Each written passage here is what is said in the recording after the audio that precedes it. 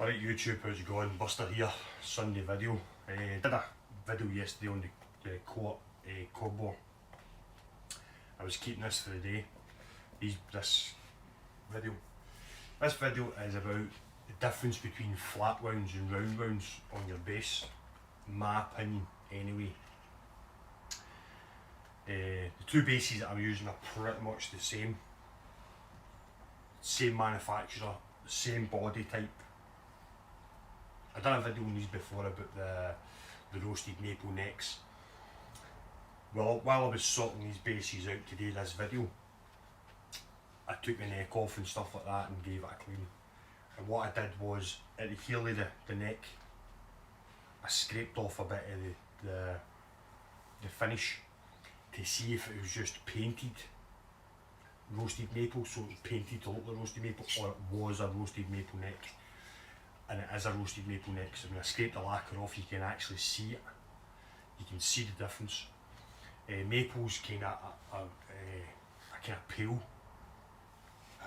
wood, kind of the same idea as pine, that kind of colour. But when it's roasted it goes a kind of golden colour, and this is a roasted maple neck. So the other bass I'm going to use is another Jim Deacon P bass. And as in my video that I did before about the Jim Deacon P basses, if you can get a hold of one of these are far better than a Fender Squier bass. Far better. Build quality is a bit on par with like a Squier vibe. It's unbelievable. You get different versions of this, because this is an early one. This is an early Jim Deacon. The later Jim Deacons, then it became Deacon. They seem to be, the quality of build dropped. So this is like kind of one of the first Jim Deacons, or an early one at least. You don't really see them like this anymore, with the same colour body, with the headstock the same colour. And Fender, was it last year or the year before, actually re-released their kind of version of this. And when this is sitting and people kind of walk into my room, they instantly think this is a Fender. It's the same. I think they use the same colour paint, to be honest with you. So the difference between flat wounds and round wounds. Round wounds are really bright. You can really bright sounding, whereas flat wounds are more a kind of deep, bassy sound off them. The best way to utilise flat wounds, there's a lot of people put flat wounds on their P basses, but the other way to use it is to use it on a fretless bass. I had, probably a couple of years ago now, I had a P bass, fretless P bass with ebony fretboard. It had flat wounds on it, and it sounds like an upright bass. I'm just going to take a wee drink of coffee. It sounded like an upright bass. So what I'm going to do is I'm going to play the same riff on this, and then play the same riff on the normal P bass with the round wounds. Differences between the basses are not a lot. This one's got a Fender high mass bridge that I put on it. This was on my Kingdom, and I decided I wanted it on this. So this has got a high mass bridge, and I might end up getting a high mass bridge for that. The P bass pickups are the exact same pickups in both guitars. They both came out of a Fender P bass. I think it was a 98. I actually took, this is why it took me so long to do this, because I was trying to find the same year of pickups as for both guitars, and I got these ones not long ago. So this has got Fender P bass. It came out a 98 P bass, and that's the exact same. The caps are the same on each tone control, exactly the same caps, same pots. The knobs are different for some reason, I don't know why, but the knobs are different. I think I changed these are proper P bass knobs, these ones. The other ones with the standard Jim Deacon ones on it. Yeah, so that's the only difference. Body's exactly the same. Both have got roasted maple necks. which I think I said before it started the video. I've had it off and I scraped it. It is a proper roasted maple neck on both guitars. Same rosewood fretboard. The guitars are pretty much the same year. They're pretty much the same year as Jim Deacon. Machine heads are the same. I've not changed the machine heads on these at all. They're pretty much set the same. So the string height for the frets are exactly the same. Trying to think what else are the same. So the only differences is colour. This has got a Fender high mass bridge on it, and the nut width is different. That's a proper P-bass nut width. This is a kind of in between. This is in between a P-bass and a jazz bass, because when you measure my jazz bass neck, it's 1mm thinner than this, and this is 1mm thinner than that. So that's a 43mm nut, this is a 42, and that's a 41mm nut. I think 41mm nut is about the right for a jazz bass.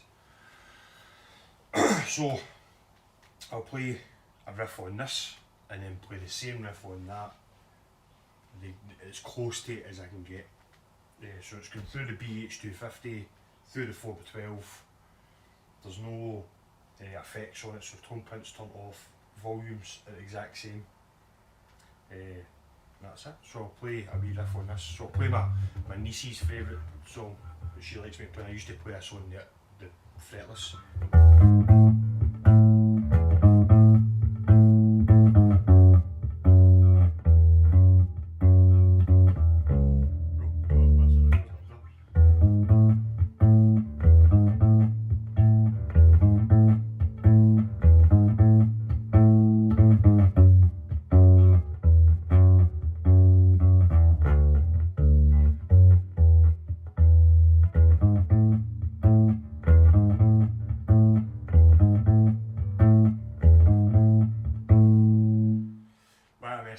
Because I've been playing bass for a long time, and the way I used to play bass was a kind of mix between plucking and fingerstyle, and I'm trying to get out of that. I'm trying to do a lot more fingerstyle and a lot more slap. The way I used to play before, I'll do it on this one so I don't make as many mistakes. So this is the P-Bass Aqua Flatwounds on this Jim Deacon. I'll just turn my volume down and I'll pull this jack out. I'll turn it back up to the exact same level. I've got it kind of marked that I know that the level is. So that's the Aqua one. And this is the Jim Deacon just standard P-Bass. So all this is the same P-Bass. The exact same P-Bass. As the only difference is the thickness of the nut. Fretboards, the exact same material. It's got a roasted maple neck. As I said, it is a proper roasted maple neck. I have checked it out. The exact same 98 P-Bass pickups. Exact same tone cap. Volume pots are the same. Everything. This is no difference. Is this has got a standard bridge on it. That doesn't really make a difference, to be honest with you. Intonation stuff it does, but these are all intonated exactly properly. Same machine heads, same material wood. So this is the same riff but with roundwounds on it. So these have got the RS66s on it. So I'll play the same riff.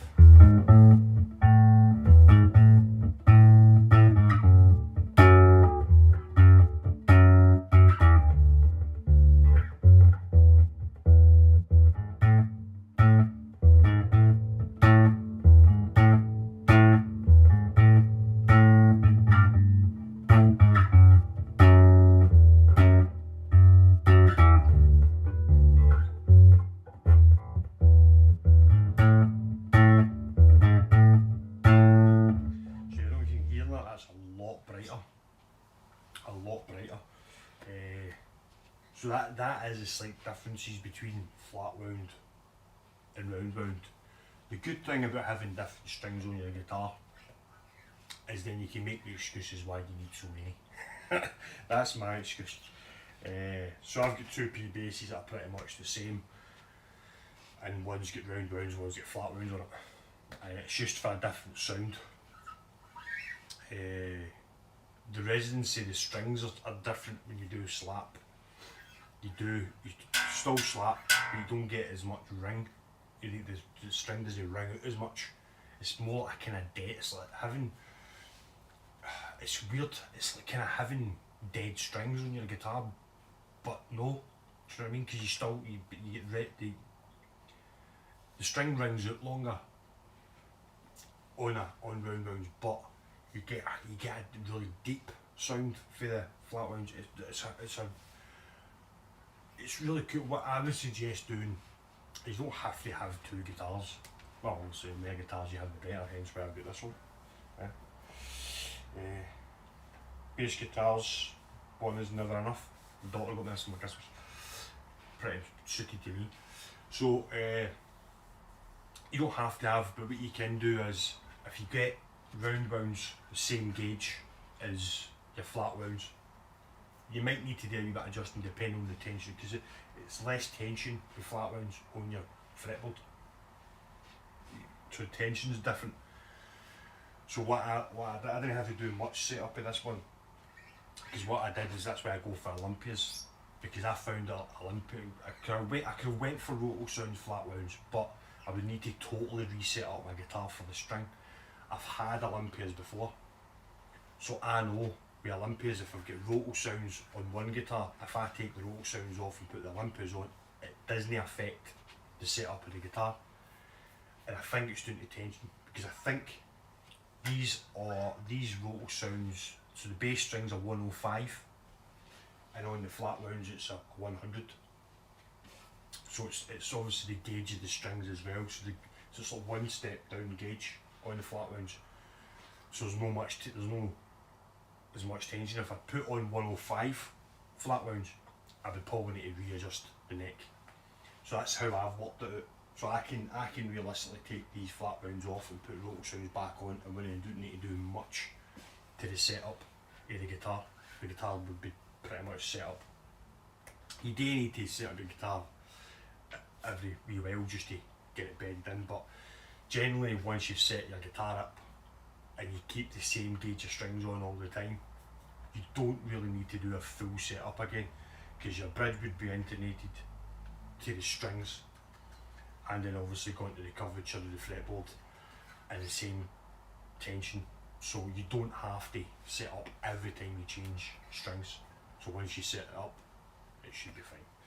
So yeah, so that's the kind of difference between Flatwounds. I say these are really good guitars.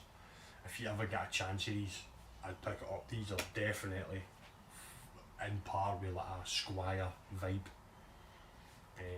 If I had the choice, if somebody asked me if I was the choice, I couldn't get a proper Fender bass or even a Mexican.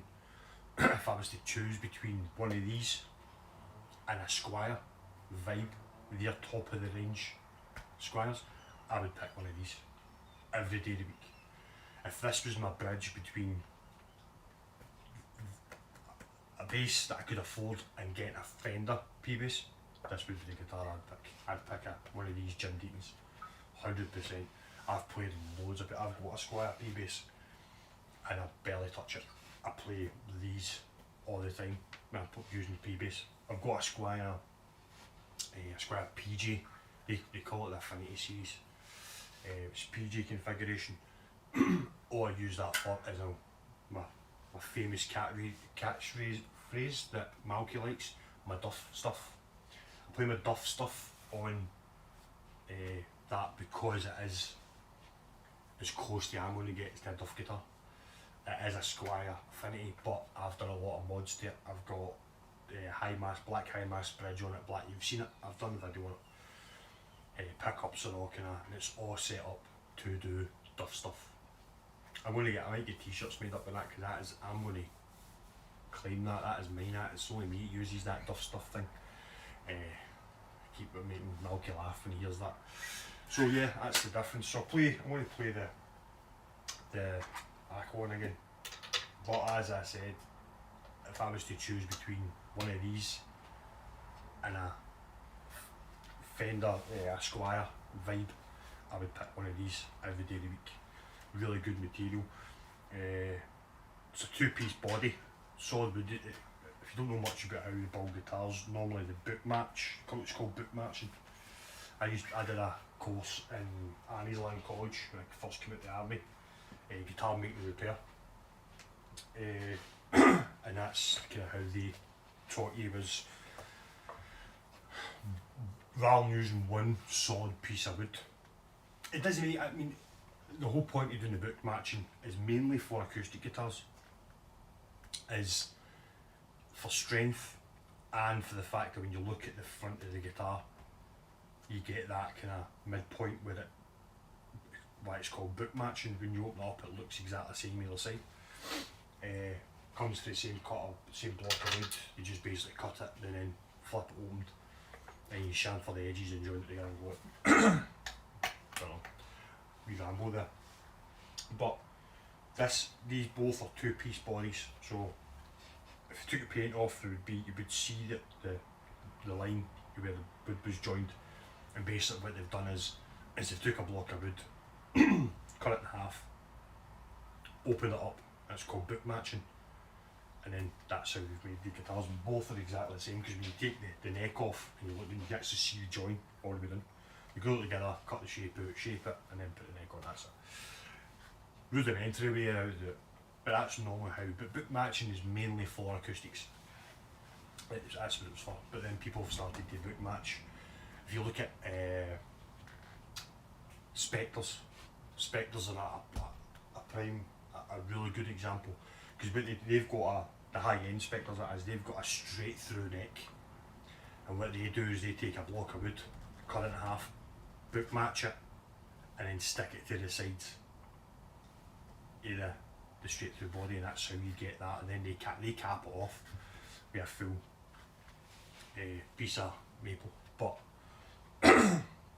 yeah, that's how it is. This is a 2-piece body, and you get, I think, my jazz bass is a 3-piece body, but that's a weird one. I'll maybe do another video with it. But yeah, this is Flatwounds again. I'll do the same wee riffs just so you know, exact same setup.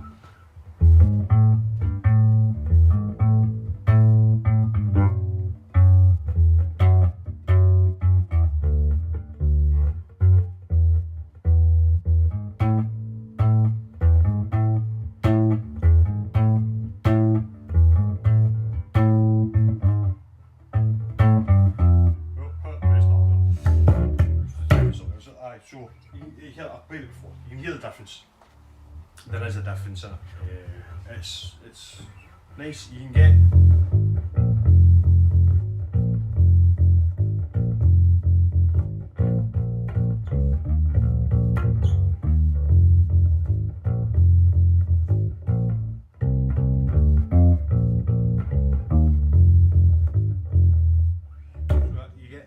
You get a different sound, but it's always worth trying. But there's always a big thing on online and stuff about the difference between roundwounds and flatwounds. Like a lot of flatwounds came first. Roundwounds was later on.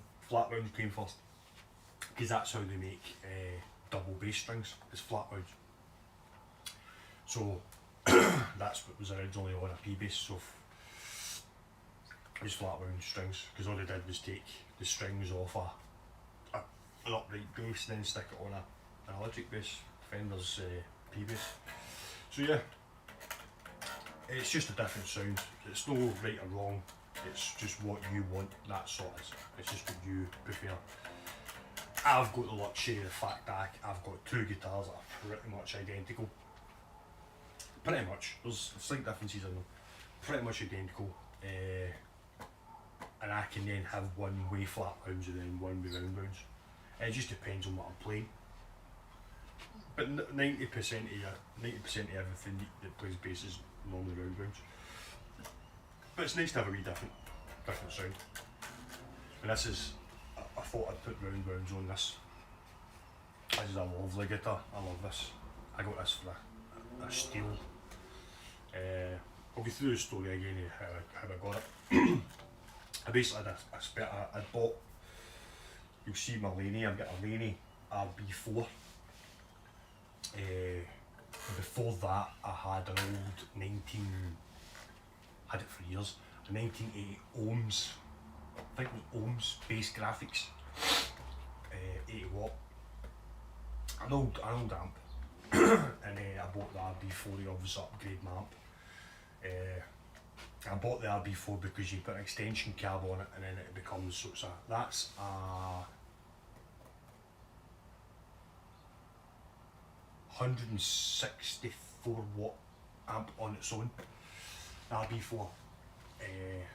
And then if you add the extension cab on it, it becomes a 300 watt amp. So I've showed my setup of that before.